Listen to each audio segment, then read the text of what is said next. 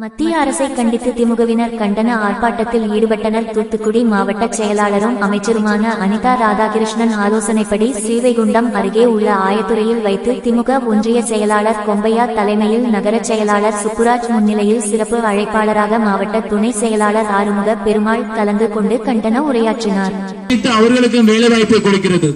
நாள்தோறும் பத்திரிகையிலும் தொலைக்காட்சியிலும் அதிமுகவுடைய கட்சி நிர்வாகிகளாக இருந்தாலும் சரி, அல்லது இப்போது புதிதாக எடுத்து வரக்கூடிய விஜய் கட்சியாக இருந்தாலும் சரி, யாரும் கண்டுகொள்வது இல்லை. இதையெல்லாம் பொறுத்துக் கொண்டு தமிழகத்தினுடைய நிதியிலிருந்து தான் உங்களுக்கு இதுநாள் வரை அந்த 100 நாள் வேலை வாய்ப்பிற்கான நிதியையும் கழகத்தினுடைய தலைவர் தளபதி ஸ்டாலின் அவர்கள் கொடுத்துக் கொண்டிருக்கிறார்கள். இதையெல்லாம் பொறுத்துக் கொள்ளாமல் தமிழ் இனத்தையும் அதே போல இங்கே இருக்கக்கூடிய உலகத்திலேயே 5300 ஆண்டுகளுக்கு முன்பு சிவகலை பகுதியிலே நம்மளுடைய தமிழர்கள் இரும்பை பயன்படுத்திக் கொண்டிருக்கிறோம் என்பது வஞ்சிக்காதே வஞ்சிக்காதே, தமிழ்நாட்டை வஞ்சிக்காதே, தமிழ்நாட்டை வஞ்சிக்காதே, அடிக்காதே அடிக்காதே.